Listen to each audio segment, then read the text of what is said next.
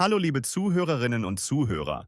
Herzlich willkommen zu einer weiteren spannenden Folge unseres Podcasts. Heute haben wir ein ganz besonderes Thema für euch. Goethes Faust. Eine Geschichte von Ehrgeiz, Liebe und Erlösung. Lisa, ich freue mich schon darauf, mit dir heute über dieses Meisterwerk der deutschen Literatur zu sprechen. Hallo Felix, hallo liebe Zuhörenden. Ich freue mich auch riesig, heute über Faust zu sprechen. Goethe ist natürlich ein Gigant in der deutschen Literatur. Und Faust gehört zu seinen bekanntesten Werken. Es steckt so viel in dieser Geschichte.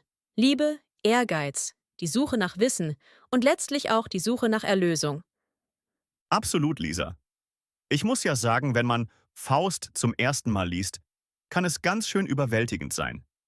Es gibt so viele Themen und so viel Tiefgang. Vielleicht sollten wir einfach mal mit einer kleinen Zusammenfassung anfangen, damit alle wissen, worum es geht. Gute Idee, Felix. Also, Faust erzählt die Geschichte von Heinrich Faust, einem Wissenschaftler, der unzufrieden mit seinem Leben ist. Er hat alles Wissen, das man haben kann, doch er fühlt sich leer und unerfüllt. Dann schließt er einen Pakt mit Mephisto, einem Teufel. Faust will alle Freuden des Lebens erleben, während Mephisto versucht, seine Seele zu gewinnen. Die Geschichte ist wirklich komplex und behandelt viele menschliche Themen wie Ehrgeiz, Liebe und die Frage nach dem Sinn des Lebens. Ja, genau. Ich finde es spannend, dass Faust so verzweifelt ist. Stell dir mal vor, du hast alles Wissen der Welt, aber es macht dich trotzdem nicht glücklich. Das ist doch irgendwie tragisch, oder? Total! Genau das zeigt Goethe in diesem Werk. Faust ist ein Symbol für den unstillbaren menschlichen Drang, immer mehr zu wollen. Das Wort Ehrgeiz bedeutet ja, dass man große Ziele hat und alles dafür tut, um diese zu erreichen. In Fausts Fall ist dieser Ehrgeiz so stark, dass er sogar bereit ist, seine Seele zu verkaufen. Ja, Ehrgeiz kann eben auch eine dunkle Seite haben. Das erinnert mich an das Sprichwort, der Zweck heiligt die Mittel. Faust denkt, dass seine Suche nach Erfüllung wichtiger ist als alles andere. Aber Lisa, was meinst du, warum ist Mephisto so wichtig für die Geschichte? Mephisto ist wirklich ein faszinierender Charakter. Er repräsentiert das Böse, aber er ist auch ziemlich charmant und schlau. Goethe beschreibt ihn als Geist, der stets verneint. Das bedeutet, Mephisto ist immer dagegen, er will zerstören und Chaos anrichten. Aber gleichzeitig bringt er Faust dazu, das Leben intensiver zu erleben. Das macht die Geschichte so spannend, weil Mephisto Faust immer wieder herausfordert. Genau. Er ist irgendwie der Anstifter, der alles ins Rollen bringt. Und wenn wir ehrlich sind, ohne Mephisto wäre die Geschichte vielleicht gar nicht so aufregend. Er sorgt dafür, dass Faust Dinge erlebt, die er sich vorher nie getraut hätte. Aber lass uns doch mal über Gretchen sprechen, oder? Sie spielt ja auch eine riesige Rolle. Absolut. Gretchen oder Margarete ist eine zentrale Figur im Faust. Sie ist jung, unschuldig und verliebt sich in Faust. Ihre Geschichte ist wirklich tragisch, weil sie durch Fausts und Mephistos Einfluss viel Leid erfährt. Gretchen steht für die Unschuld, aber auch für die Opfer, die Menschen bringen müssen, wenn sie in die Machenschaften anderer hineingezogen werden.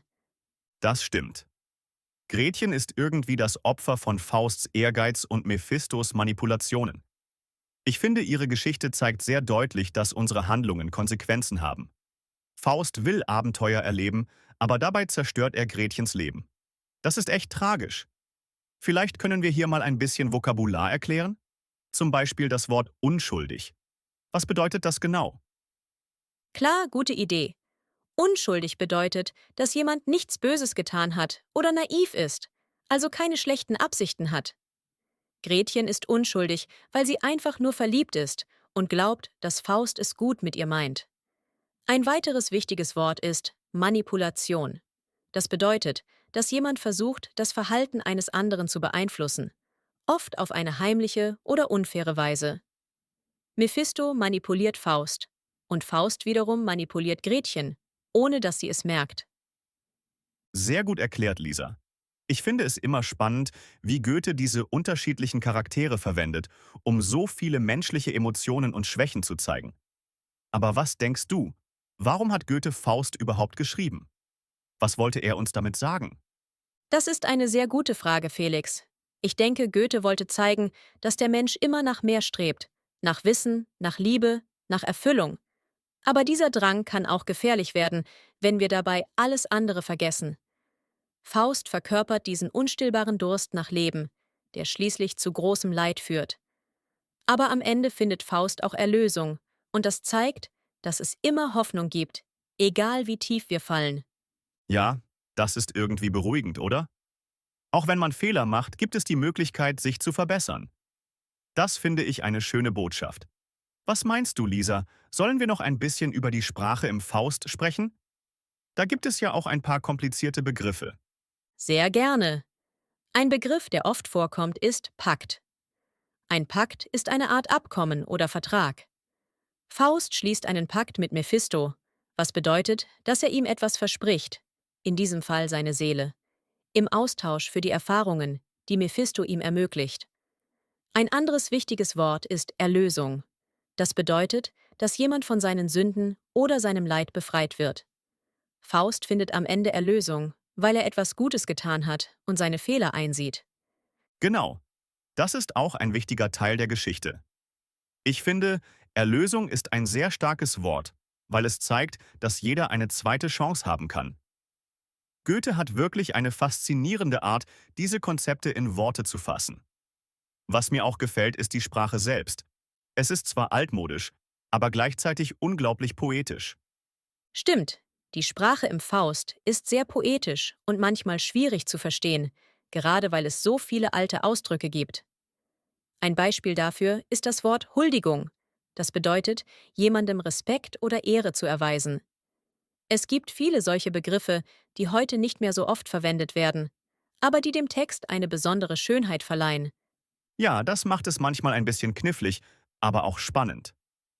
Ich denke, gerade deswegen ist Faust ein so tolles Werk, um Deutsch zu lernen.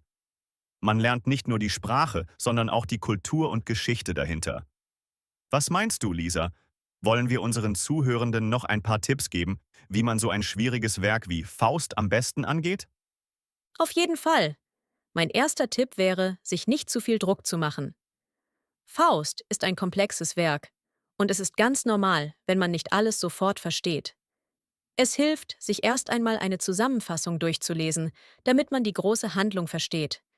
Danach kann man sich einzelne Szenen genauer anschauen. Ja, das finde ich auch. Und vielleicht kann man auch eine Verfilmung anschauen, um die Handlung besser zu verstehen. Manchmal hilft es, die Charaktere zu sehen, um zu verstehen, was passiert. Und wenn man auf schwierige Wörter stößt, wie zum Beispiel Huldigung oder Pakt, kann man sich einfach Notizen machen und die Begriffe nachschlagen. Genau. Und es macht auch Sinn, sich mit anderen über das Werk auszutauschen. Manchmal helfen Gespräche dabei, neue Perspektiven zu bekommen. Vielleicht können unsere Zuhörenden ja mal in einer Lerngruppe darüber sprechen. Oder sie hören unseren Podcast und diskutieren danach darüber. Das wäre doch auch eine Idee. Ja, genau. Ich hoffe, ihr habt heute ein paar interessante Einblicke in Goethes Faust bekommen. Es ist ein Werk, das so viel zu bieten hat, und wir könnten noch Stunden darüber reden. Auf jeden Fall. Aber ich denke, wir haben die wichtigsten Punkte für heute besprochen. Wenn ihr euch für deutsche Literatur interessiert, dann ist Faust auf jeden Fall ein Muss. Es ist anspruchsvoll, aber auch unglaublich lohnenswert. Genau.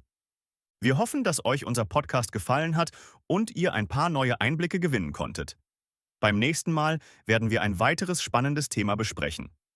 Seid gespannt. Bis dahin wünschen wir euch viel Spaß beim Deutschlernen und natürlich beim Lesen von Faust.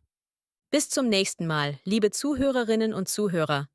Bleibt dran und vergesst nicht, Deutsch lernen kann auch Spaß machen, besonders mit solchen spannenden Geschichten. Tschüss! Tschüss und bis bald.